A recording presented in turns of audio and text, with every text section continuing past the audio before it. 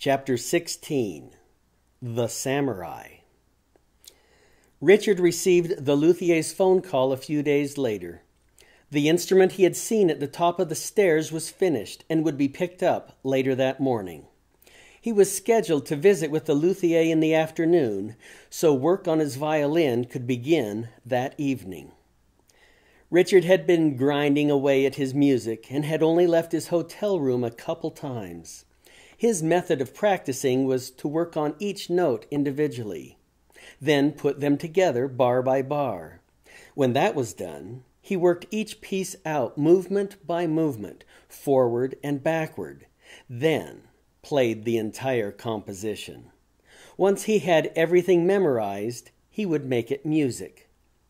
He knew his system wasn't everyone's favorite, but that was how he worked, and it seemed to work for him. "I'm right on schedule," he thought, after closing his violin case. It was still early in the morning.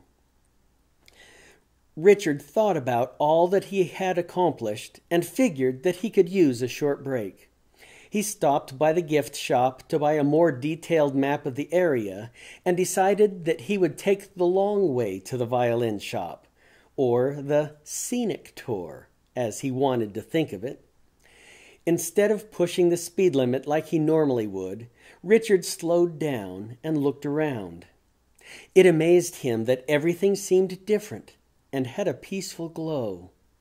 The clear morning air was still cool, so he opened the window and let it flow in and circle around him. He hadn't realized how nice the desert could be in the morning, though he also knew that in a couple hours the peaceful serenity would turn into suffocating heat.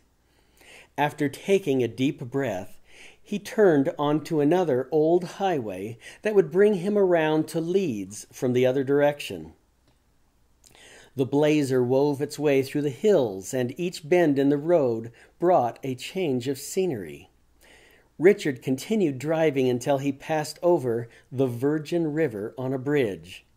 He thought that it looked more like a muddy stream than a river, and the water carried thick reddish-brown silt that swirled and churned through the sand and rocks. If that's their idea of a virgin river, someone should have a talk with them, he chuckled. Quaint towns were nestled between the mountains, and they followed the winding path of any water they could find. Richard marveled at a plateau that had been pushed straight up millions of years before. He drove through one of the small towns and noticed that there were large modern homes built right next to the small adobe ones. The children didn't seem to care which yards they played in, and it made Richard feel good. He decided to stop there for lunch.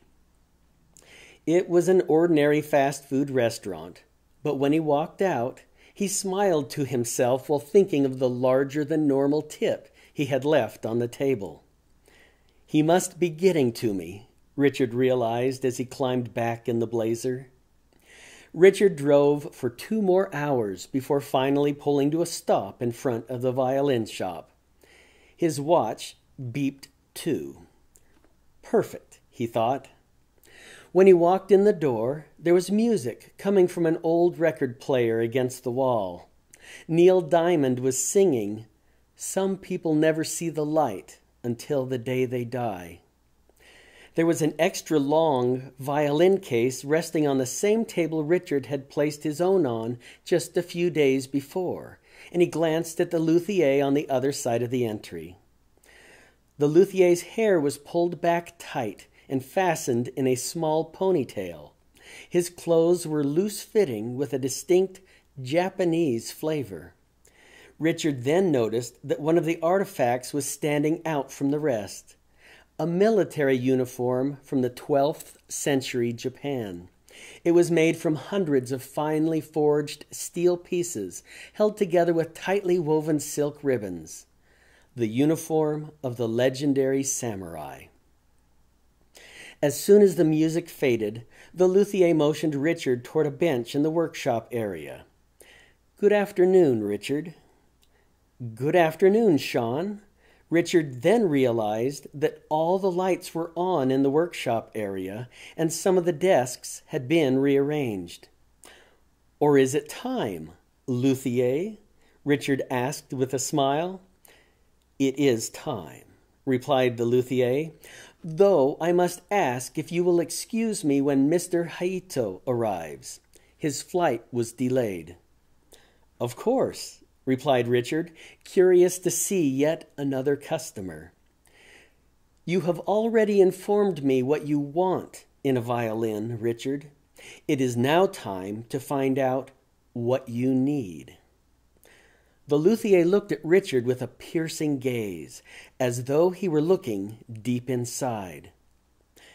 "I keep hearing those words, first from my old sponsor, then from my two best friends. Are you all in this together?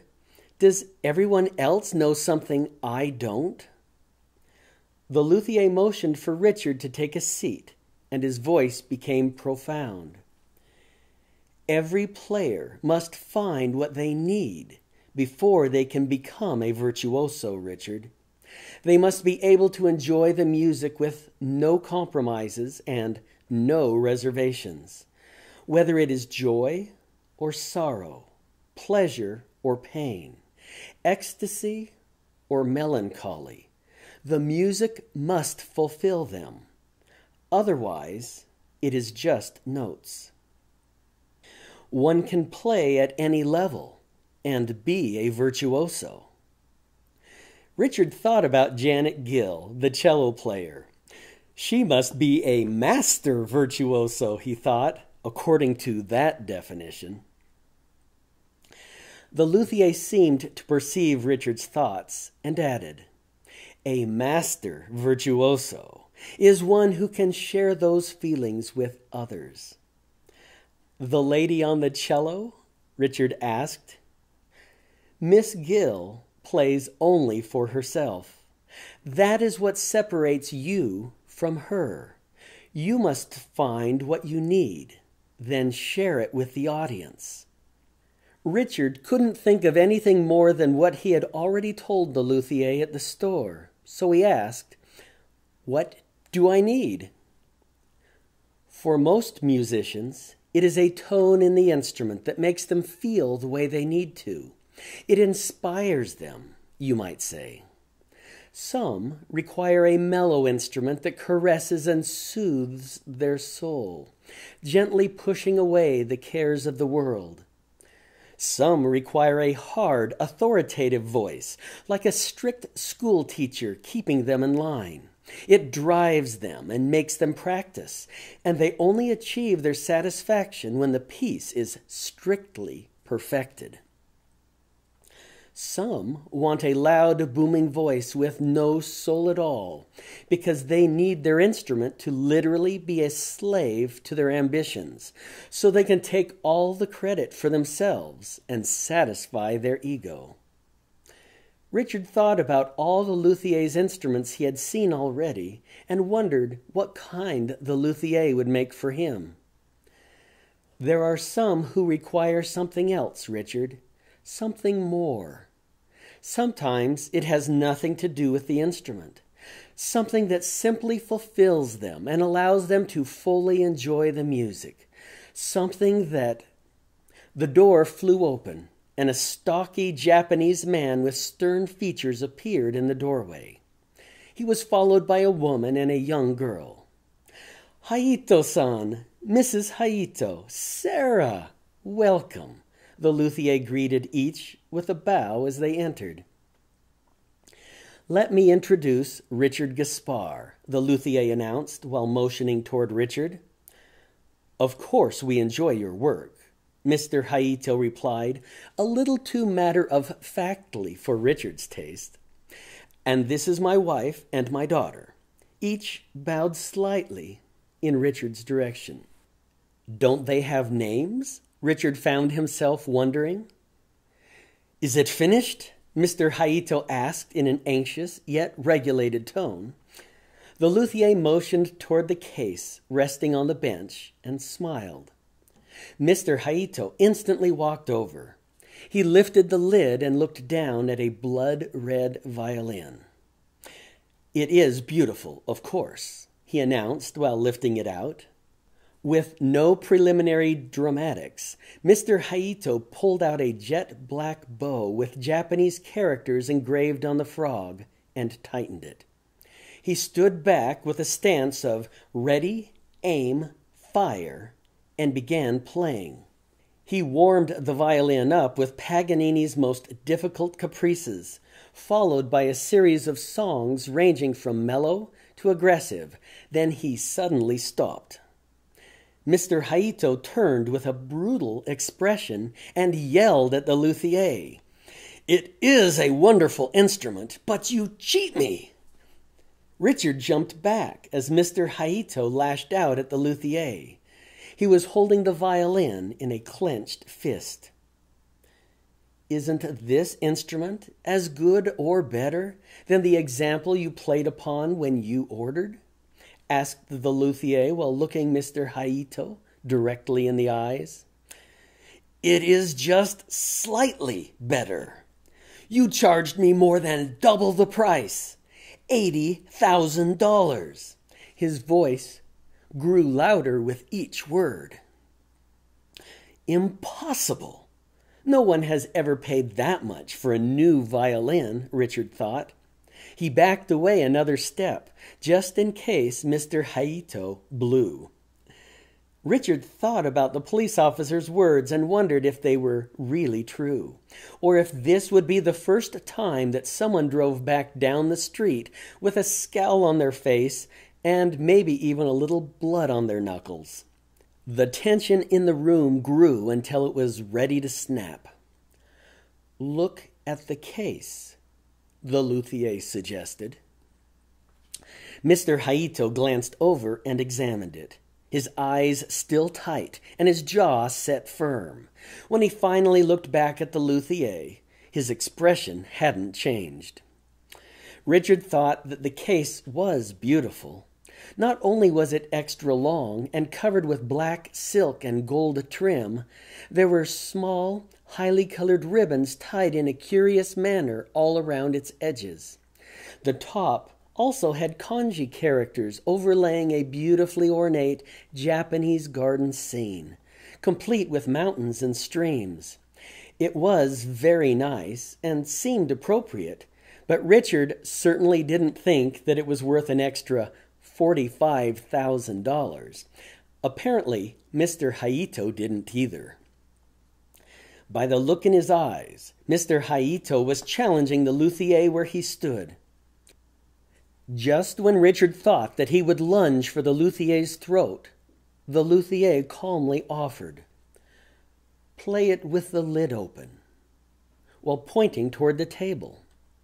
Mr. Haito almost snapped back, but instead turned toward the case.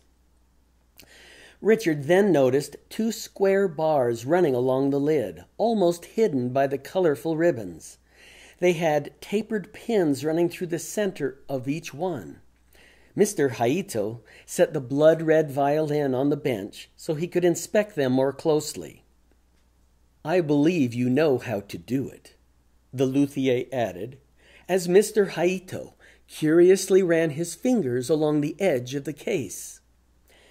Mr. Haito closed the main lid and quickly removed the tapered pins, allowing a thinner upper lid to swing free. In the top of the violin case, in what looked like an elaborate shrine, hung two samurai swords and a small dagger. They were beautifully inlaid and adorned with gold and jewels, with ancient writings and engravings embellishing everything in the most exquisite fashion. "My father's swords!" cried Mr. Haito as he dropped to his knees. He remained with his head bowed for over a minute, then slowly raised back up. "But how? They were destroyed when the bomb was dropped, and my father was killed. Are they real?" He looked at them like they were ghosts, and seemed afraid to even touch them. Mr. Haito turned toward the luthier. "You tell me. You are the expert," the luthier replied. Mr. Haito carefully lifted the long sword with reverence. He was considered one of the world's top authorities on the samurai. He held the scabbard in one hand and carefully slid the blade out on its back, not allowing the fine edge or sides to touch the scabbard. "It is still perfect," he announced, while looking down its length with pride. Upon examining the pattern between the hard and soft steel called the Hammond, he declared, "I remember it well. This cannot be copied or imitated. This sword was made by my ancestor, the greatest sword maker who ever lived." His eyes glistened while he turned it over in his hands. He only touched the handle while carefully examining everything about it. He told his wife without even looking up, "Get my briefcase." Mr. Haito continued inspecting and admiring everything about the sword while he waited for her return. When she reappeared in the doorway, he announced, "Open it and hand me the white silk cloth. Hurry, hurry!" While holding the blade with the cloth, he slid out a small pin hidden in the handle. He then pulled the handle off the sword and revealed its roughly forged tang. Just as it looked the day he forged it, 700 years ago, Mr. Haito declared while gazing upon his ancestor's signature. He replaced the handle and its pin, turned the sword over, and dropped the silken cloth onto the blade. There was no hesitation as the cloth dropped into two pieces past the razor's sharp edge. He began weeping, then looked back at the luthier. "It is not possible. They were destroyed." The luthier didn't answer. Mr. Haito continued, "How? They could not have been stolen. I spoke with him only 2 days before the bomb, and there was nothing left. Did anyone survive? Did my father know something might happen and entrust them to someone? Who? How did you get them? How much did you pay? They are worth millions of dollars. Somehow I will get the money. Somehow I will pay you." The luthier smiled. His expression was caring and sincere. "They are yours. Now play the violin." Mr. Haito just stood there, struck dumb. But, finally realizing that the luthier would give him no answers, he picked up the violin. The music he played was entirely different than the first time. It was sweet and peaceful. Tears flowed from his eyes as if from a fountain stream, and they ran freely across the belly of his violin. When Mr. Haito finally lowered the instrument, his wife and daughter embraced him. After closing the upper lid, Mr. Haito lovingly wiped the violin and placed it back in the lower compartment. "These swords and this violin can now be handed down to my daughter, Sarah, and to her children," he announced. He smiled at his wife and daughter, then embraced them once again. Mr. Haito turned back toward the luthier. "I beg your forgiveness, luthier. I am ashamed." He bowed his head low. "I must now pay you more, or I cheat you." "I have nothing to forgive you for, Yamaisha Haito. I am your servant, and always will be," the luthier solemnly replied. "Thank you. Master Luthier. Mr. Haito, completely overcome with emotion, bowed even lower, then silently walked away with his family, smiling and carrying the long violin case securely with both hands. Richard was sure that they were the same two swords that he had seen in the back of the violin shop. He's just given this man two fake swords, he thought. Or was he just reworking or remaking the scabbards? Richard wondered. Or was the Luthier making copies for himself? He couldn't decide. Richard turned to the Luthier and asked, "What will Mr. Haito find when he chemically analyzes and carbon dates the swords?" "Exactly what he expects to find," answered the Luthier with a look of satisfaction. "Then why didn't you just show him the swords in the beginning?" "I do things the way I feel will make my customers appreciate my instruments the most after they leave my shop. I'm willing to take a few risks in order to accomplish that."